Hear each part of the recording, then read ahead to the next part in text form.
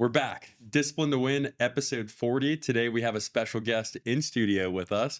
We have Elizabeth Yerecic off of Yerecic Label. She is one of the co-owners of the company and on the executive management team. Elizabeth is an industry leader, and we're really excited to drill into everything that she does and learn about how she got to where she is today. So, Elizabeth, thank you so much for joining us today. Absolutely. Thank you guys for having me. For Very sure. excited.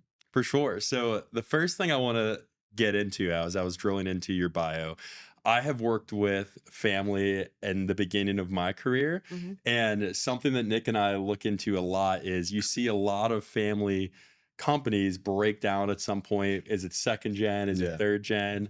To where I guess sort of maybe start there. Tell us about what has that dynamic been like your life? And then, how did you get into the family business? Yeah. Yeah, we can start there. And I think you're right. I think as third gen, we probably have the worst odds somewhere between Definitely. For like sure, for sure. 2%, Yeah, something along those lines. for sure. Yeah, so I'm third generation. My grandfather founded the company in 1969. I'm one of seven children. So we all worked at the company at one point, and I think that's something that my parents really excelled in was giving us the opportunity to work there, but not necessarily forcing the career path on us, Right. Mhm. right? They wanted us to experience it, but really come to know it in a way that connected with us or did not connect with us. And so I started there when I was 16 on the administrative side. And most of the girls in my family did. I'm one of four sisters, and then I have three brothers as well. Okay. And the boys worked in production, whereas the girls we worked in on the admin side. And so I was doing tasks like that, order entry, assisting HR with things of that nature. And I enjoyed it, but it was really kind of just a job after school, right? Yeah. At that point, I was only 16 when I went to college. I went to the University of Pittsburgh. I've been a lifelong athlete. I cheered at the University of Pittsburgh for 4 years. And I went in with a dual major, a poli sci and a Spanish major. Always been interested in Spanish language and figured if I went down the business path, that would help me, Yeah. whatever I ended up doing. But I had interest in being a prosecutor too, and going to law school eventually. So as I went through my degree, I was actively being recruited by my father as well. The business was growing. And I did a dual internship. I interned with the district attorney's office, and then I interned with the Yerecic Label sales team. And at that point, I had had siblings that had gone into the business on the sales side and decided that it was not the path for them. But I had two siblings that remained in the business. I had my brother Josh, who was in manufacturing, had started at a press and continued to work his way up. And then I had a sister who graduated with a marketing degree and she went to market at the company, right? She had done a brand refresh. And so my dad was excited about the opportunity to have someone come in on the sales side to kind of complement that marketing side as well. Mhm. And I think it's also really important to have family involved on the sales side. And I think my dad sees that importance too, Yeah. right? Because no one's going to care about the sales of the business Totally. like For the sure. family, And, right? and I think with your customers, like they'd rather deal with somebody that like truly has the most skin in the game to where you're vertically integrated with the entire future of the company too. To where that means a lot, I think, to customers also. Yeah, skin in the game. Yeah. Exactly the way you said it. So he was actively recruiting me for that. And so I did this dual internship. Um, had a woman pull me aside when on the district attorney side of things and say something really kind of interesting. And I will say maybe impacted my course a bit.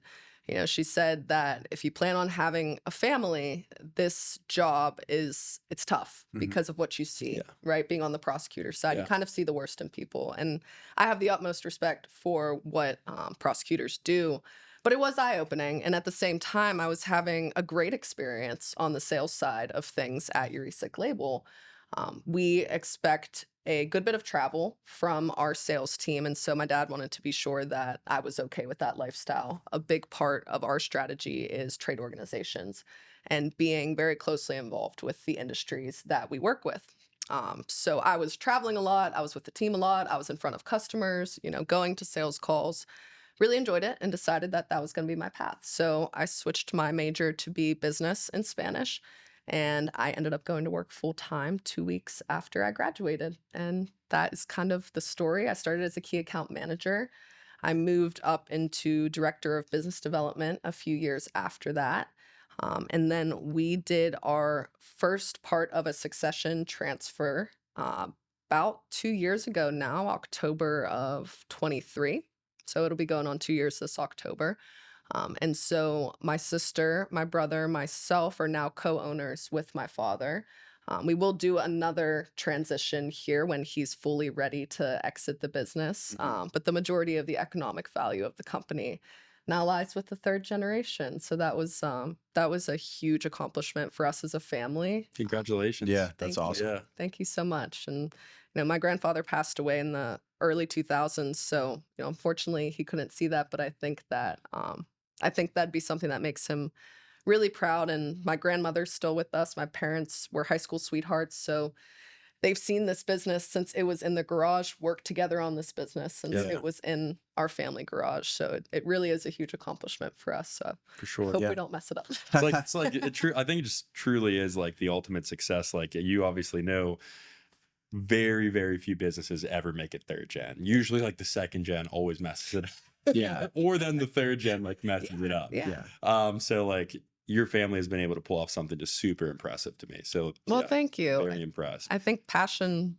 is a big part of that. That's what I hear a lot. We Yeah. actually run into a ton of family businesses within not only the print industry but also the fresh food industry. And I think what sets apart the businesses that tend to succeed is that they have a generation that's passionate about it. Mhm. Yeah. They just don't want a part of the business. They actually want to grow the business. Right. Totally. That's Yeah. probably the key. And I think too, the driver, like the drive that we see a lot on our side is a lot of times you see like the father passed it down to the son, but the son does not have any drive or whatever that standpoint is. So I like that you alluded to passion Yeah. because that's truly the driver of any business is like you can have it all set up for you and if you go and take it over, but if you have no passion for what you do and you're just filling a seat, that's where it does crumble. So it sounds like not only yourself, but I guess the majority of your siblings have that passion for the business, which is incredible. Yeah. Yeah. I think that, me, my sister, and my brother, my dad likes to call us the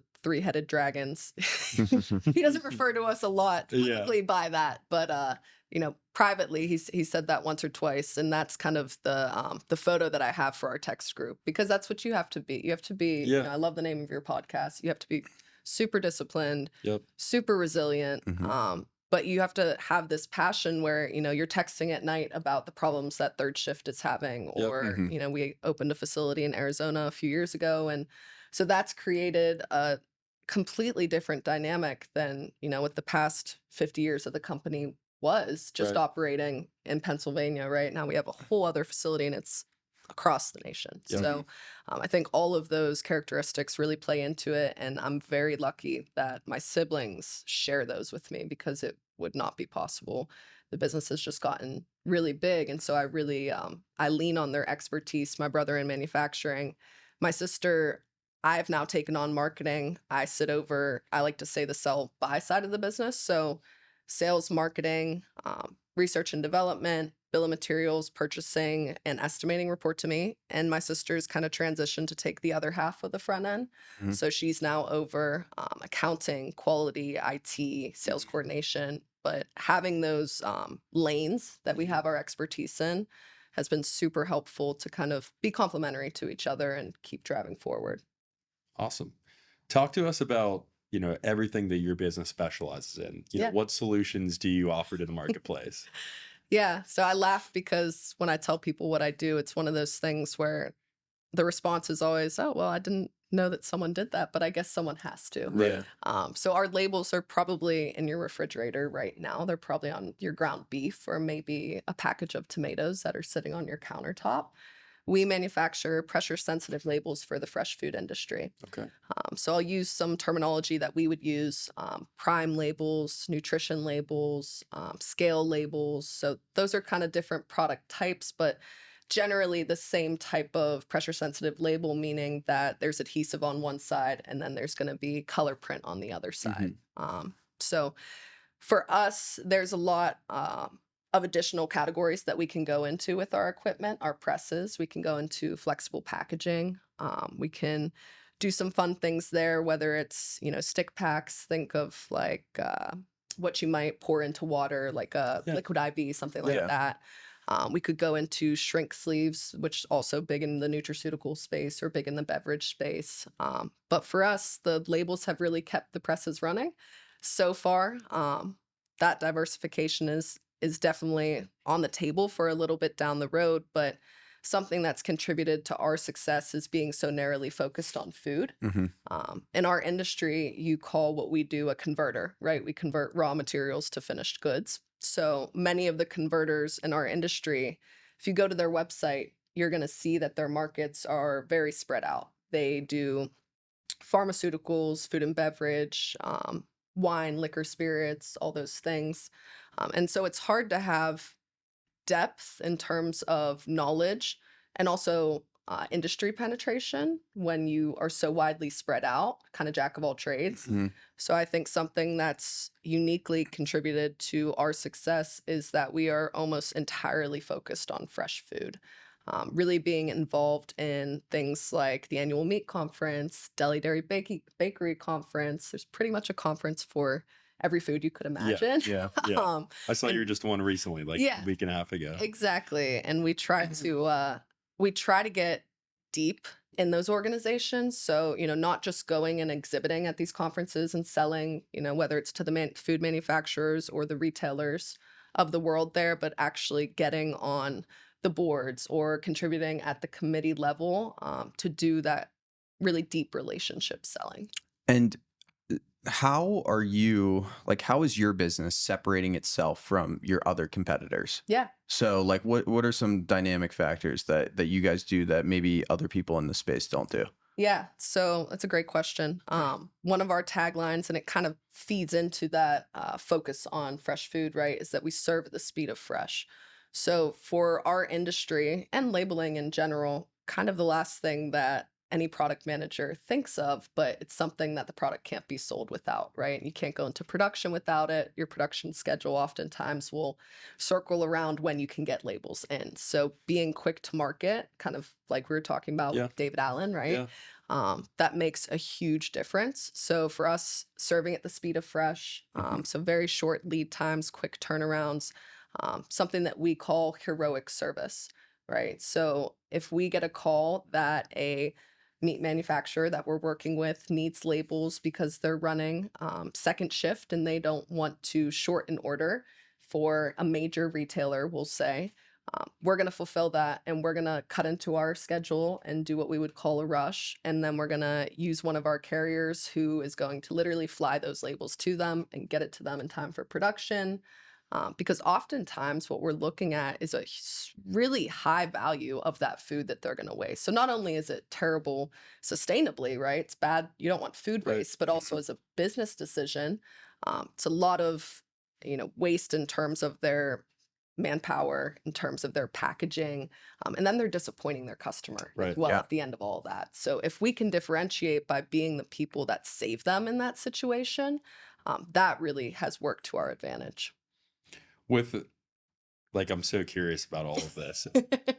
So you're producing the labels in-house and then you're Yes, shipping the labels to the different manufacturing facilities for them to put on the product. that's correct. Do you ever license or sell the equipment for Mhm. them to make the labels direct in their facility also? Like, do you do like a full Yeah, range of those services? yeah. So it's definitely a strategy. It's one that we've done more so in the past. We do have partners on the equipment side of things where, if a customer comes to us and says, hey, we're looking at getting new we would call them applicators Okay. in our industry. We're looking at getting new applicators. Can you help us out? Can you find someone who does, this specific type of labeling? Because applicators are custom, right? If you're think of a brick pack of ground beef, Right. the application to push that label on the top and the bottom label is totally different Mm. than think of a Turner's tea, Yeah, Hmm. for right? sure. That's a totally different type of label even. So it does get very nuanced, but we do have partnerships and that's something that I'm working on now. Being in my role, I've handed all of my accounts off. And so I'm working at this higher level on strategy for the company, growing the sales team, metrics, and things like that, but also partnerships, right? Because it's not only the equipment that's being applied where you can kind of create those partnerships. It's also there's a lot of different avenues for labels where people are using what we would call the durable side of it, and then we're the consumable side. So there's some opportunity to have some pull through for us as well on that. It's Awesome. wonderful. Yeah. Yeah. So we just did 2 episodes all geared towards sales. And I mean, every single business, there's sales is the most important thing. And what we always say in any business, Mhm.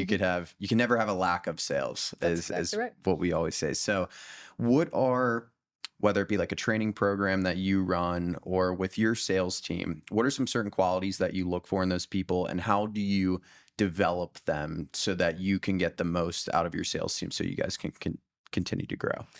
Yeah, I mean, I think to your point, one of my dad's favorite sayings, if you're not growing, you're dying, Yep. Mhm. right? So you have to constantly be growing. And it's interesting, my director of sales, he's been with us for over 40 years. We have a lot of really tenured people. So there's a real juxtaposition of my kind of vision versus Right. his, but it works very nicely together because he has so much history. He's been by my dad's side through this all.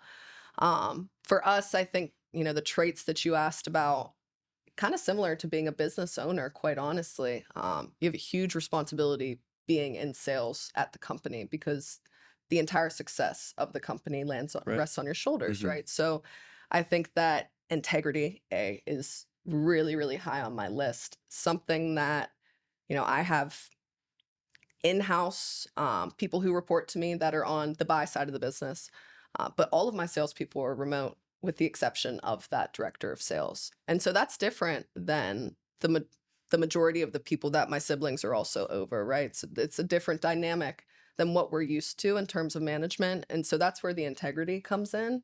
Mhm. When you're hiring remote people, you have to have that utmost trust that they are doing everything they're saying Mhm. they're doing, that they're giving 100% each and every day and working towards the same common vision.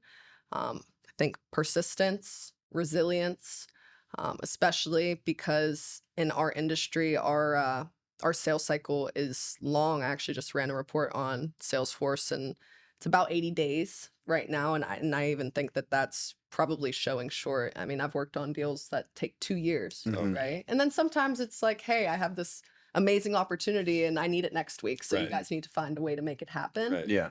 Um, so I think a lot of those things come down to, if you want to find someone who is going to be successful for the company, a lot of it is how much they want to be successful for themselves. And For those sure. traits come into it, Mhm. right? How resilient can they be when they get told no 50 times in a row within a week? Yeah. For sure. And how often are they going to get back up and keep getting at it? Because it takes just takes time, right? You have to build it block by block and layer by layer. Yeah, we were just talking about, and a lot of people I think start sales and they think it's going to be order taking.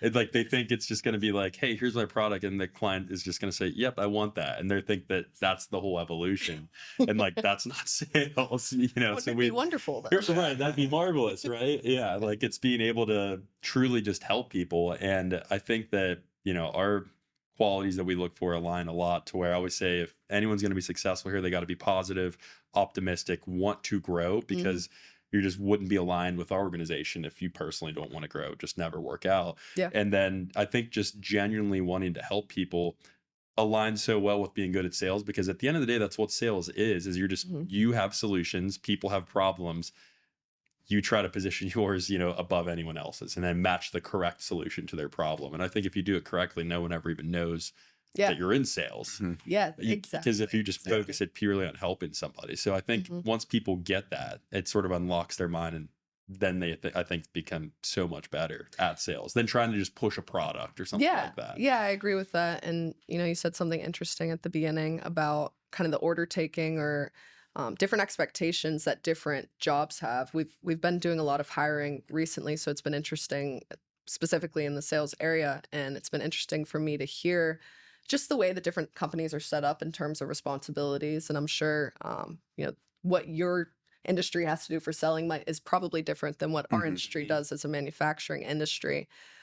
But we do differentiate in another way there, where it's been interesting to hear kind of the sales reps make that shift. So for us, we work in a cellular environment. That's part of being a lean manufacturer.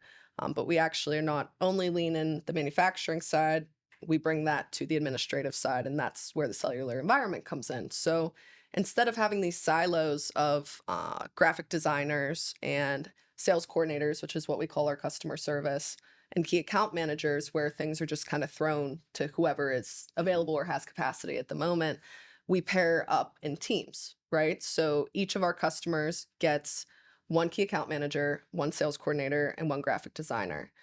And what that does is it keeps us very close to our customers because we know them, right? They're not just jumping from person to person. We really get to know their business.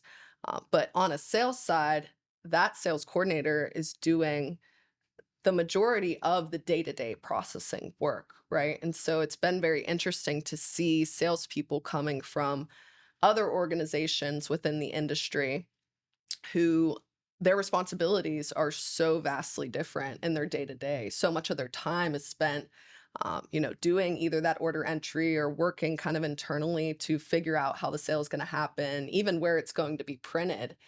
Yeah. And we'll chuckle at that, my brother and I, because they'll come, into our organization, and it's a very nice difference for them, right? Mhm. They have the ability to sell, and we say, "Hey, we're going to take care of where to print it," right? That's our specialization in terms of production. And quite honestly, that shouldn't even be something that you're worried about Yeah. as a Yeah. salesperson, Yeah. And I think as a leader in sales, how can you do your best to take those types of worries or those types of tasks away from your salespeople so that their time is purely spent getting new business and retaining and growing current business as well. Yeah. And we have a very similar model that we Yeah. run here because we have on our side, we have advisors that are great selling advisors and they're great in front of people and they're great um, getting new business and whatnot. And then we have advisors more on the operational side. Mm, So all of the things that a lot of people don't realize with being a financial advisor, but everything on the analytical side sure. and operations and administrative functions. So we kind of run a very similar structure to where at each one of our offices, you're getting we're usually working in teams, advisor Okay. teams. A lot of people Yeah. work with an independent advisor. Mhm. All of our clients work with at least two advisors, sometimes three, four advisors on a specific team because again, like we always want our people to be focusing on what are they best at and what's their best use of time, what's their best use of time for them, the best use of time for the company. So Mhm. very interesting that you Yeah, there's alignment on yeah, that for that there's sure. alignment on that. But one question kind of switching gears that I wanted to Yeah. go back to is you said you opened a new facility in Arizona. Yeah. So we have offices across Pennsylvania, Maryland, Virginia. So it's a more centralized. It's not too far Sure. away. But Yeah, but it's how regional. how Yeah. has that scaling process been for you in terms of, I mean, completely moving to the Yeah. other side of the country and being able to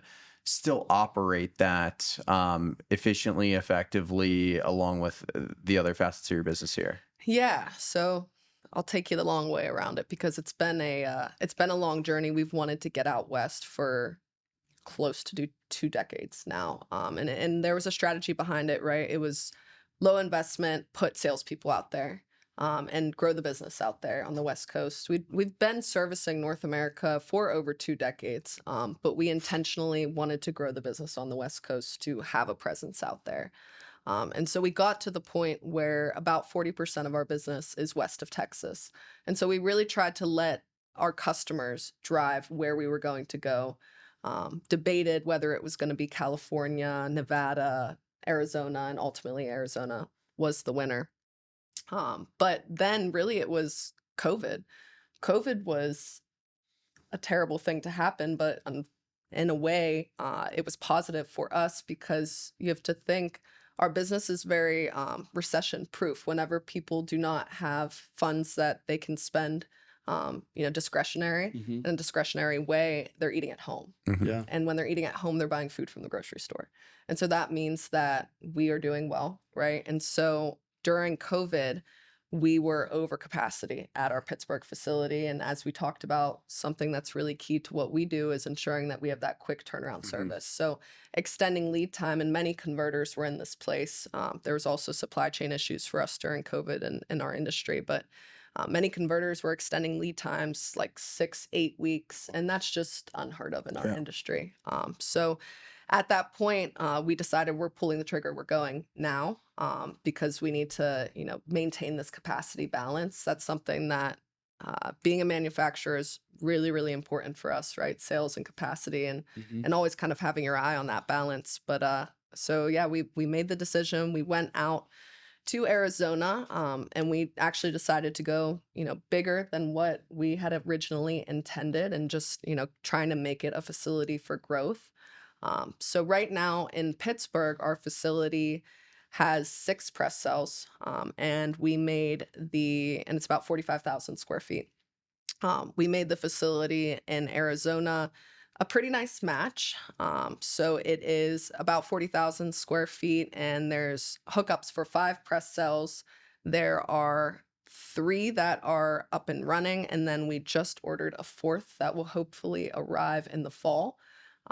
So really kind of within the last 3 years, we've almost doubled our capacity. Wow. But since I came into the company in 2017 full time, our revenue has also doubled. Mhm. So, just trying to keep up with that, but it's been very interesting. We did it in a way that most people probably wouldn't. We actually sent 8 people from our facility in Pittsburgh to that facility, in Arizona. And I believe at least 6, if not 7, are still there now, 3 years later. We are up to, I believe, over 35 people at that facility. As of this year, we're now running it 3 shifts. So it's been really a journey, in leadership too, just kind of it's almost like reliving kind of what happened many years ago Yeah. building our facility Yeah. here. But walking through that, right? How are we going to staff these presses, going slow and kind of letting the sales drive us? Um, but our industry, a lot of M&A activity, a Mhm. ton, and for us, the question is always, why didn't you just acquire? There's a lot of printers out in Phoenix, and that's very different than Pittsburgh. There really isn't, there aren't many printers. Probably the closest one to us is about an hour away, Okay. maybe a little less. But there are a lot in Phoenix. And so there is the opportunity, right? We could have acquired and then, tried to teach everything. Um, but we think that we're very different in the way that we do our lean manufacturing. And we wanted that facility to really mimic our Pittsburgh facility and the culture to mimic our culture. So we decided to go greenfield, and it's been a journey, and I'm excited to see where it goes. I think whether it leads to maybe a third facility in the future, that's also always on our mind too. That was gonna be the first Yeah. thing I asked you is if did you acquire out there or did you start, and just Yeah. literally build it from scratch? Because so very similar to you, I started out in the business working for a family member. I Mhm. started working for my great uncle, and that was in 2018. And then in 20 end of 2019, he wanted to, succession and get out of the business, Mhm. so purchase the business from him. And we have, almost 15x the business since then, Wow. about 90% through M&A. So we've Gotcha. done like 12 transactions, Wow. and initially, after we were successful at it a few times, Mhm. we're like, we'll go nationwide. Yeah. So the next thing you know, Nick and I are on planes to Seattle and all over the place. And then it's like, we're taking Gabby and I, who you know very well, Yeah. put in many 100-hour weeks. Like we're flying to this state, then driving 10 hours through the night here, then like driving another 10 hours to Connecticut. And it's like, this is a mess. Yeah. And Nick and I started looking at the cost to just get our leadership team to a meeting in Seattle, Mhm. and the time to just go and talk in Mhm. person for 3 days we're spending 10, $15,000. And it's like to actually do a transaction and the integration and the transition and then like the training and all the it's like we're going to spend per deal half million $2 million before like For anything's for anything Yeah. before a dollar of signed. revenue is Yeah. Yeah. made. And that's when we're like, okay, let's like pump our brakes on the just we'll go anywhere in the country and scale nationally to Yeah. like let's go very regional and utilize all that existing infrastructure that we can work in. Very So smart. Yeah.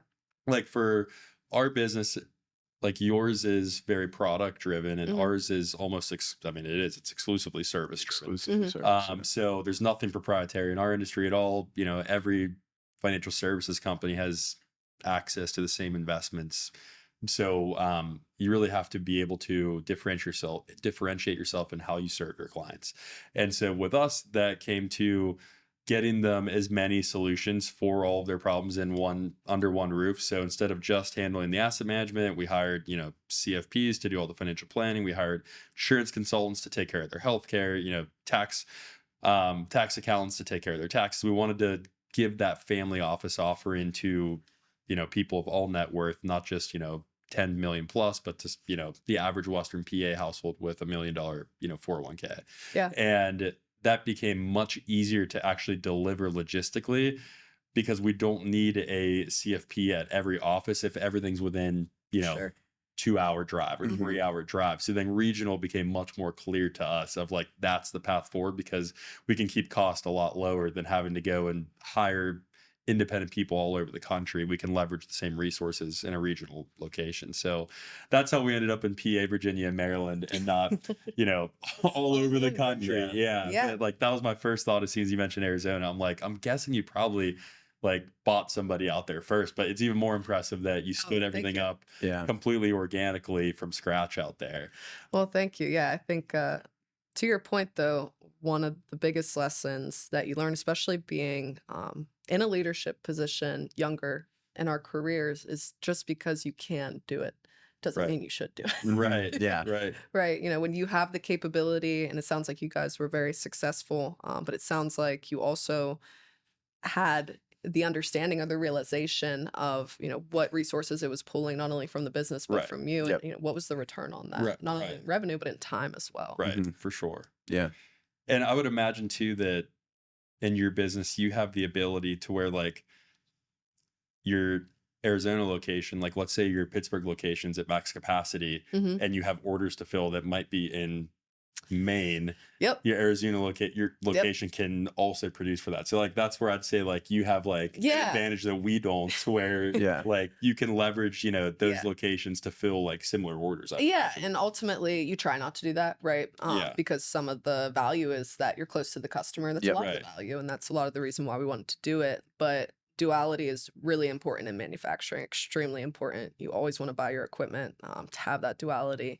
And so we do try to, especially with top customers, just ensuring that you have the tooling to be able to do that if you Mhm. need to. And there certainly have been times, especially as we're in this rapid growth mode, where we've had to, run something Yeah. at the Arizona facility. We call it YL2, um, just because of the fact that we needed to do that heroic service, right? Right. And so it meant running it there and then shipping it back across the country. Yeah. Yeah. Yeah. I love solving problems like that though in business because it's like fun to figure Oh, that it's so stuff much out. fun. And then it's Yeah. like It's a little stressful, but yeah, but then it's like the best like marketing piece ever because yeah, then like if you're talking to a prospect, you can tell them like, hey, like here's how we go above and beyond for our top clients. So absolutely. like I like totally embrace those challenges and fires when they come up because it's an opportunity to just show what you got Mm-hmm. and what you're capable of. But 1000%. um it's something that I want to switch gears to because we talk about it all the time. I battle it all the time. Saw that you have a family. I do. It's extremely difficult for me, and I'm sure everybody to, Yeah. wear the family hat and the, Mhm. entrepreneur hat all of the time. So talk to me how it's been with you raising a young family and going back and forth from, family mode to entrepreneur mode. Yeah. Yeah. And my family is definitely probably, well, all families are crazy, but Yeah. so I have a set of twins, and then we had another son after that. So they're 15 months apart. I have all boys. So my twins just turned 4, and then my baby will be 3 in July. Awesome. So I'm officially out of the 3 under 3 mode. I'm in Mhm. 3 under 4 now. I don't know Yeah. that that's much better. But I mean, I talked about growing up in a big family, one of 7, and so I do want to have more kids. I have a exceptional partner, and to be honest, that's the only reason why I can do what I do. I think that most people who excel, on both fronts, that's a big part of the Yeah. equation. Mhm. We're really lucky to the fact that he was able to, just a few months ago, move to being full time at home with the boys. Because I am traveling so much, it's amazing to have that support Yeah. and Yeah. have him be able to do that. We, moved out to some land out, in a couple miles from here, and just kind of trying to raise them in a way that they're having a childhood where they feel that they're getting quality time from me and him, even if it's not the quantity that I would hope. As a mother, it's the quality that I want, right? And I think that's what I have to focus on, because especially being the mom and seeing the role that my husband has, uh, that's hard. It makes me so happy that they have a father that loves them that much and is so caring and involved in their lives and wanting to raise them and so supportive of my career. But that's hard as a mom, right? You feel like that place, it's supposed to be your place, Mhm. Yeah. right? And so I do struggle with that. But I think you do the best. And my sister, she has kids, my brother, he has kids. And so ultimately, our goal is to be a good steward of the business so that we can get the business to the kids, Yeah. right? That is the ultimate goal. And I try to keep in mind that, when I have long travel stretches that, I'm in, I'm out, I'm in, I'm out, Yeah.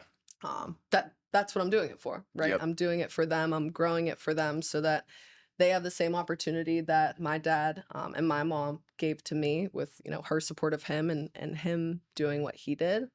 Um, I saw a quote a couple of weeks ago and it resonated with me, but it was, about the fact that it's a lot like juggling, and you would probably agree with that, right? You got to juggle, and there's balls, but there's plastic balls and there's glass balls, and there's plastic and glass on both sides, right? So sometimes it means that balls are going to drop and they're going to break. But I think the key is just knowing when you can drop a plastic one and when you don't drop a glass Yeah. one. Mhm. On the work side, too, right? Sometimes you have to sacrifice something on the family side that's plastic Right. and let that drop and break so that you can save something glass on the work side, Mhm. and Yeah. the same vice versa. um but there really is no like perfection on either No. side. I Yeah. think that's the answer. Yeah. I also have a 4-year-old. I have two boys. I have a 4-year-old and Awesome. a 1-year-old. And my strategy seems it's very similar to yours and just trying to be present where my feet are and just like where I'm at, I'm Yes. giving 110 while I'm right there. And not trying to, you know, while I'm here, not trying to, worry too much about that. And then when I'm Yeah. home, trying to just focus on that. Like Yeah. my like Saturdays have become just like completely blocked off. Like I'm not doing anything but like, you know, going on a walk in the woods, going to baseball, just doing whatever with the boys. And Absolutely. like before, like there never used to be like when I first had kids, I tried, still working 7 days a week and like Man. that failed. Like I had to like create some version of balance for me, which was like picking my spots on where to just create that quality and important time. Yeah. um and like you said, there's definitely plastic balls and glass balls. Hmm. Like Mhm. there's like been a few you know practices or this that like you unfortunately like have to miss. Yeah. But like knowing when like the really important things are that you like like no matter what, like okay, silo that off, like Hmm. business can wait for Yeah. the big moments. So Yeah. I think just trying to be at least mindful of it is probably better than a lot. So and you're right, there's no perfect Yeah. way, there's never going to be. It's just I think being mindful and trying to do right by them. Yeah. And it's funny because my dad's dedication was obviously very similar to what mine and my siblings is. And I think something that's harder for our generation is that we always have access and people always have access to us. Hmm. That's something that our parents' generation did not It's very True. true. have. That's very true. Right? They Yeah. went home and it was shut off. They didn't have to worry about Yeah. Yeah. constantly checking. And with us being a 3-shift operation, Yep. we work Saturdays often, Mhm. and I have sales team members that are on the West Coast. So Yeah. it's hard to create that boundary. Yeah. You have to be very intentional about it. And there are times where you have to take that call, during Hmm. dinner. But I like the way you said it, being present where you're at. I think that's all you can really try to do because it's easy to get lost in it. And it's all for a reason, as you Yep. alluded Mhm. to, of what you're working towards. And I guess something I always like to close with is like, what's next for you? And you mentioned you're growing this business so that you can eventually hand it down to your kids and your family. But what is that next step of growth for your company, and where do you see yourself going, the company going in the next 3, 5, 10 years?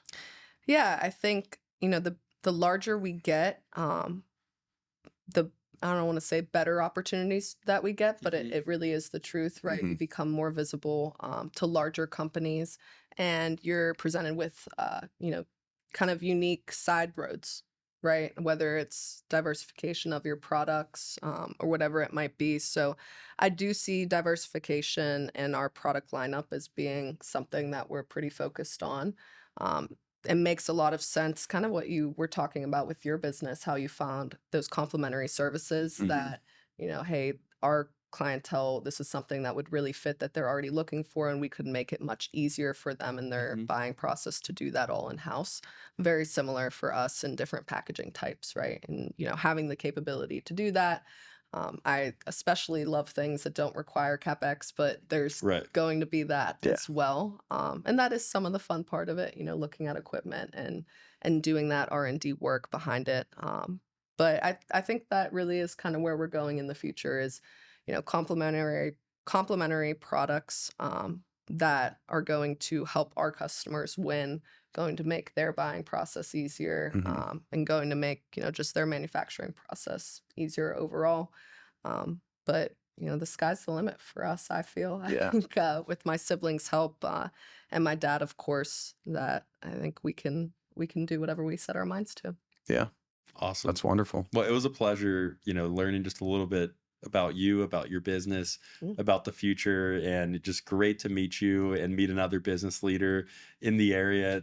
Pittsburgh feels so small, but it's also so big to where, Yeah, before Gabby talked to us about you, hey, I really, like you said, I didn't even know your industry existed. Yeah, neither did I. Like there's like such a market for it. So that's been Yeah. like so awesome learning about that. But like I can only imagine the amount of business leaders just in Pittsburgh that we don't even know about. yeah, So it absolutely. was truly a pleasure getting to meet you and learn about your business and your life. And definitely follow Elizabeth on her journey.